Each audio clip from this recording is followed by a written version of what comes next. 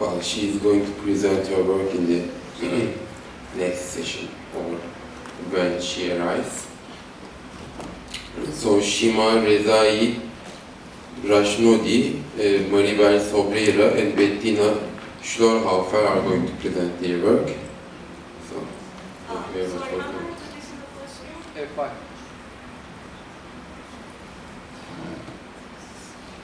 Hi everyone, my name is Shima Rezaei. I'm a PhD student at the University of Sheffield.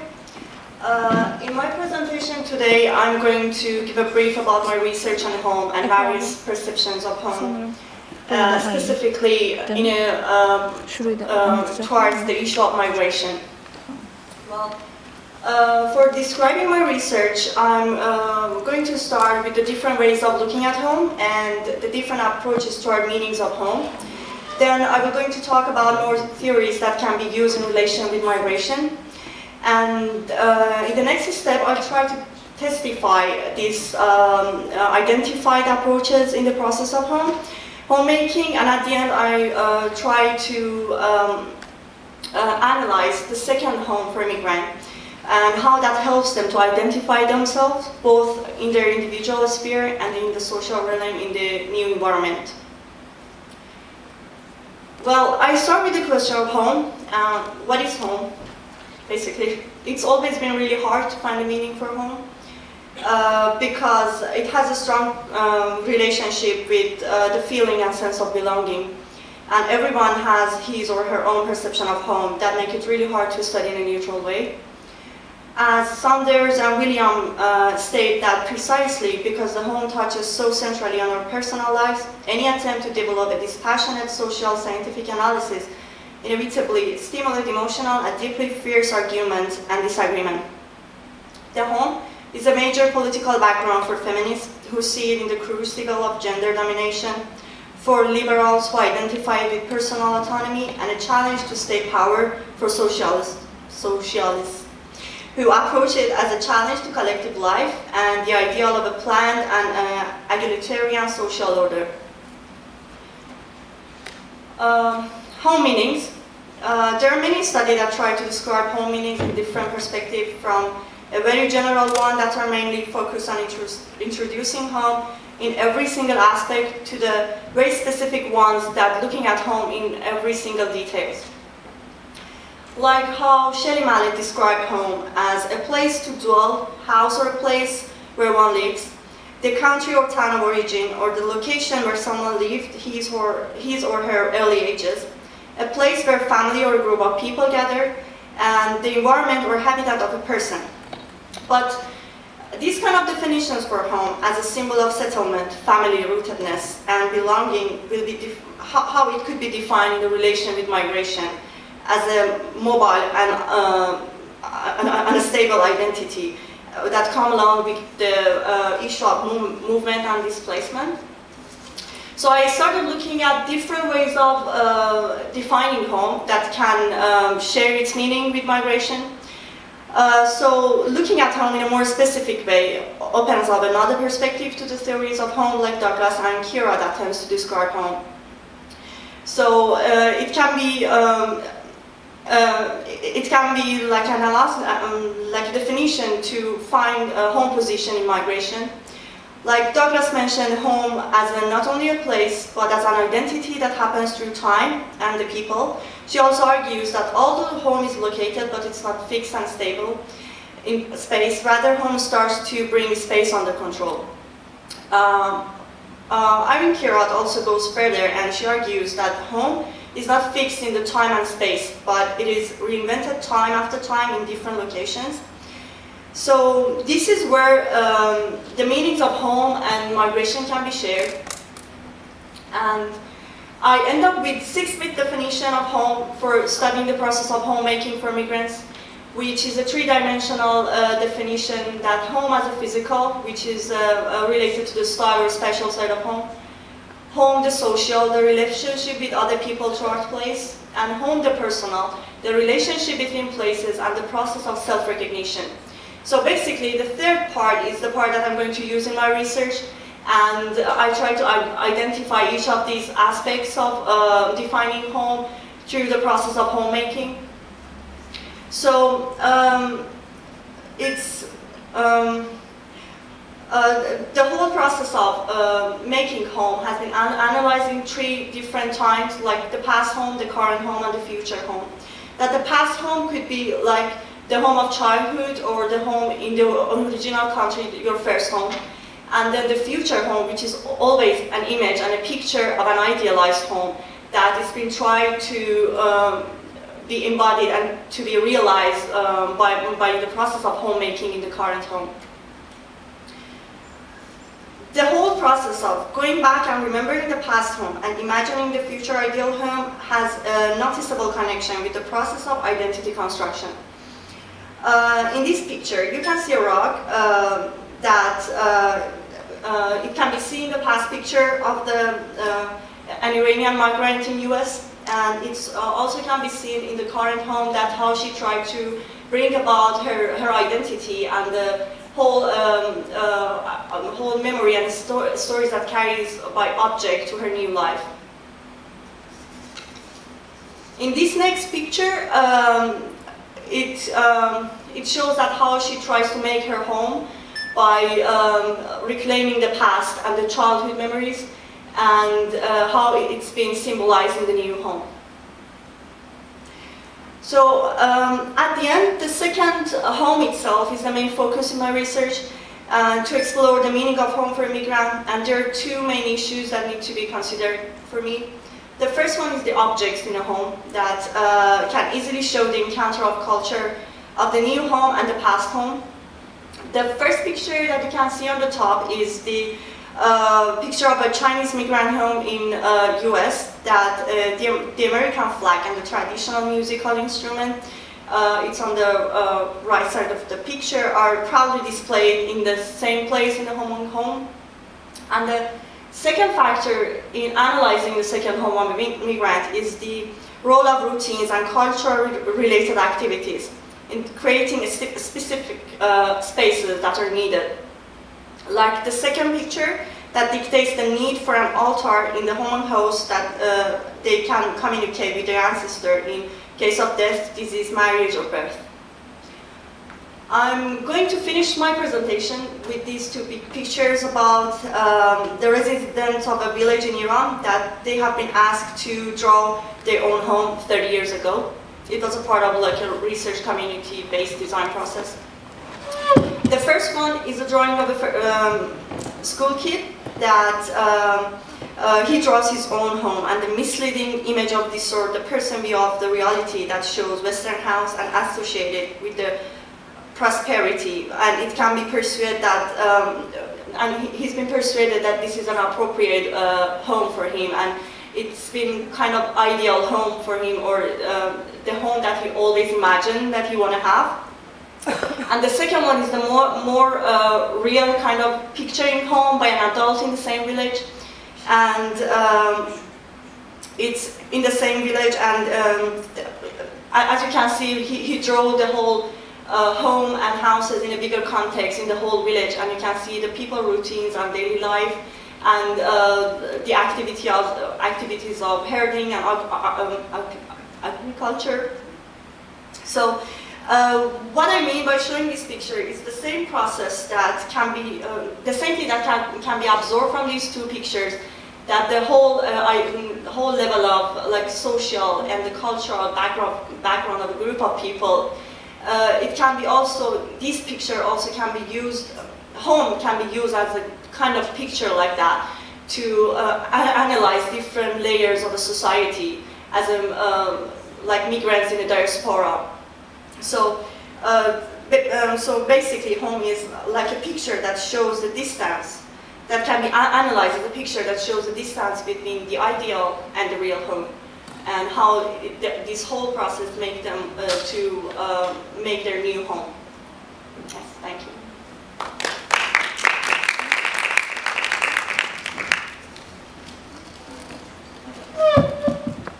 Hello, I'm Maribel Sobreira. I'm a Portuguese architect with a master in urban heritage, and now I'm preparing my master dissertation in philosophy. I'm trying to join architecture and philosophy in the philosophy of architecture.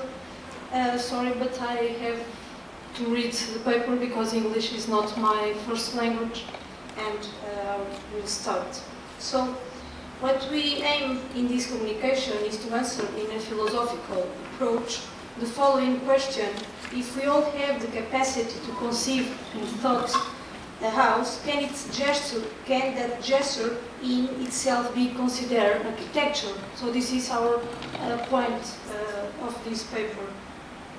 Etymologically speaking, the word architecture comes from the Greek architekton, and it combines two separate words. There is first arche, which means something like beginning or that which was there before. It points to a place of departure, a foundation by which Plato, on his Laws, Book 6, associates with some kind of divinity that's bound in man, transformed him in a creative potency of all cognitive activity. There is tekton, which means construction, to build, worker. So by this we can assume that architecture would be the operation that materializes the arche, given its shape. We can also recognize that same creative potency in the Indo-European word tek, which means generate, to give birth, or text, the plural word, which means to weave, to produce. If we take arche as a sensation, something happening before reason, architecture would be and is an activity of creation that transforms potency in act. In order to explain and make the notion clear, architecture resides in the universality of being, both an intuition and a creation in the world of ideas. Taking refuge in the words of St. Thomas of Aquin, open citation, the house exists previously in the mind of the builder, and we can call this the idea of house, because the artisan intends to make the house as he was conceived it on his mind. Close citation. This so-called house comes about within the mind, but it first comes in an answered way from the sensation or intuition, which is then conceptualized by reason and aware of that previous sensation, creating the false belief that the idea comes about in only the intellect.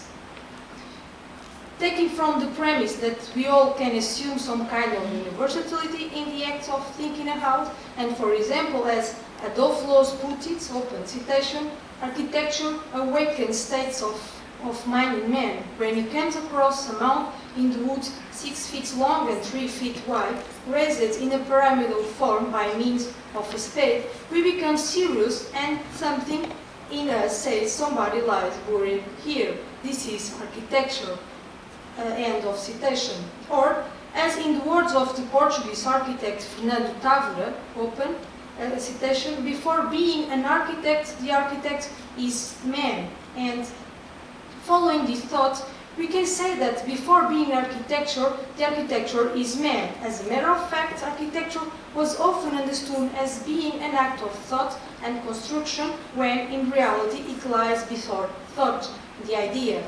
It is within sensation. As Peter Zumthor puts it, open citation, architecture appears to me as a strong image, then passes to the field of thought, conceptualization, with visualization of the object, physic object.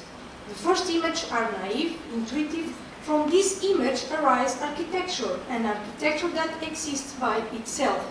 And to intuit and think architecture is a kind of Adgarian letting oneself abide, which makes part of essence of being, where it finds its own foundation and its growing roots on earth in a dialogue that starts within nature itself. For the argument's sake, let's assume the role of an archetypal primitive man and think about his necessity of finding a shelter to protect himself against all adverse conditions that surround him, a very simple and primordial state of affair, man in nature. Let us think about this primordial man roaming the earth. He would not have a concept of house, for there was no house to take as a concept. His needs for a shelter come from a basic physical necessity. But what happens before that physical basic necessity? What intelligible preconcept happens in man when he tries to find a suitable shelter?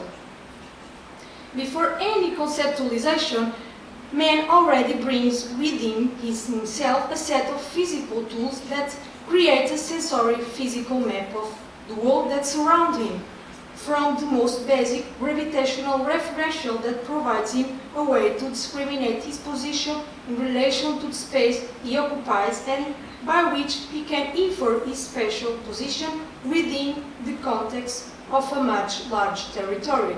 Those are left, right, high, low, far, near. So it is through this operation, which subtly make part of his own constitution as a being, which he partakes a sensory experience of the world, that he first starts to build an habitable space.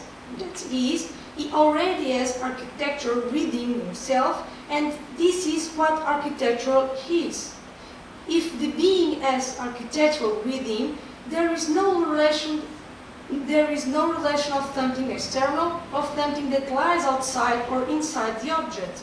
It only exists as an object when man explains himself by concept, conceptualizing his subtle experience with space itself. Man already has with him the spatial reference before he starts to work with the physical and material space. The primordial primitive man discovered the shelter cave because he already has that capacity to intuitively conceive space as an entity that can be shaped. After finding the cave, he precedes himself, he conceptualized the discovery made through sensation. If in reality we all have the a priori capacity to think a house, what distinguishes a simple one from the one called architecture? To answer this question, we have to distinguish between two models of architects: the vernacular, the so-called common man, who learns from experience and from direct observation of nature, and scholar, the one that obtains a great deal of his knowledge through an university degree. The first one, the vernacular architect, deprived or not having formal access to, for all intellectual exercise of architecture's history, and not knowing the symbolic conceptualization of architectural science, mostly operates within the realm of sensation, using his only body as measuring tool to build his own house. The second one, the scholar architect, mostly operates from within the relation of pure reason and practical reason, where he or she serves as a bridge between what is the rule derived from conceptual apparatus of continuous knowledge and the technical rigor, where he or her intuition has to be bound by the demands of reason. The scholar architect also has to know in depth the symbolic and aesthetic codes of the trade, using reason as measuring tool for the conception of the house. Notwithstanding the obvious difference between these two types of architects, both follow an intuition, both think and build the house, one that will be inhabited by someone or by him or herself. That house becomes architecture by manifesting itself as an ontological realization that forgoes explanation. One can feel or intuit the intention of the one behind its conception. That house is the primordial shelter that was its roots on the real of our primordial sensation. It requires no explanation to be grasped by the sense. When that explanation is needed, we are before what we can call a bad architecture, the one that is not intuitive, that does not follow from the primordial creation potency, the ARCHTHEO of architecture. In all the existing of a being that generates meaning, this is the place where we gain conscience of who we are in the relation of the world at large, of being a body that walks through architecture, living in the relation of having conscience that we are beings in the world. So, what we try to understand, it's not what architecture is, but how it's manifest on the individual before it's materialized through drawing or in its three-dimensional resulting object. The sensation of architecture happens when we are told to the spatial sensation and not to a mere visual recollection. This is, behind that spatial sensation, there is the activation of what primarily makes us aware of the architectonic space. Or, as Joanny Palasma puts it, open citation, in the same way, architecture has its own origins, and if it moves too far away from that, it loses its effectiveness, means rediscovering its deepest essence. End citation. As architecture manifests itself in the world and it becomes material, it's no longer pure because it's a subject to external influence by playing in the field of the object. It is only pure as an idea, in thought and mostly in sensation. When it's a subject to an aesthetical judgment, its purity becomes a mere object of contemplation and explanation. Each being carries architecture within him or her as a sensation. Thus, architecture belongs to the preconception realm, manifesting itself before any conceptualization. It is within the being, it is the being, both one and same. Architecture is ultimately being oneself on the ontological realization. Thank you.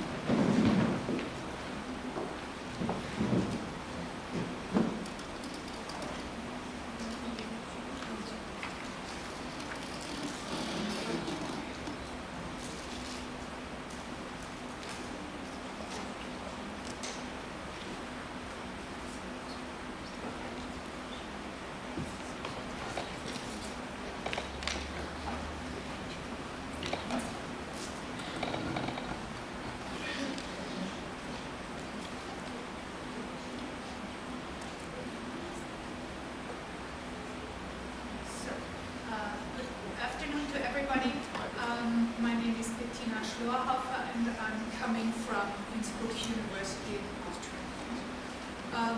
Before I start with my presentation, I would quickly promote our website of ARCHTHEO, which is run by Mark Lootsma and where you can find a very interesting web magazine as well as podcasts of all our lectures we give. You can't hear me?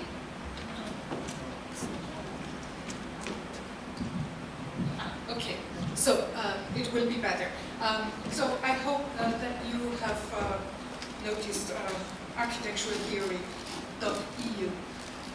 What I'm speaking about this afternoon is about the growing house, and at the very beginning of the presentation I would like to mention that I'm not going to present a finished work, but the very beginning of it, because I found out the first things about the growing house this summer during a stay at the Technical University in Munich and its archives, and I found out that it's a really very interesting thing, the growing house, and that I would like to work on this topic later on. So I hope with that you are interested to read the text I wrote in the proceeding. At first I would like to present the idea behind then how the topic of the growing house is related to the general research or a general research program of architectural theory in Innsbruck, and then the third part I will present something about the growing house. First, the idea. Seen through the eyes of architects as an idea, the growing house represents the elementary desire of architects to work on a preliminary design of a project and suggest the designs for future expansion that would be carried out as also planned by them. With this I show the image of a project which was designed by Le Corbusier in 1931. It is called Project for a Museum with the possibility for, with the unlimited opportunity for growth. And this project for me is very important because of the early 1930s. I'm going to speak later on. But our built environment exists mostly of houses which were only sometimes planned by architects but have been continuously enlarged over decades. Here I show the portrait of a house which was built at the time of the Vienna settler movement in the 1920s. Today, this house is completely enveloped by the extension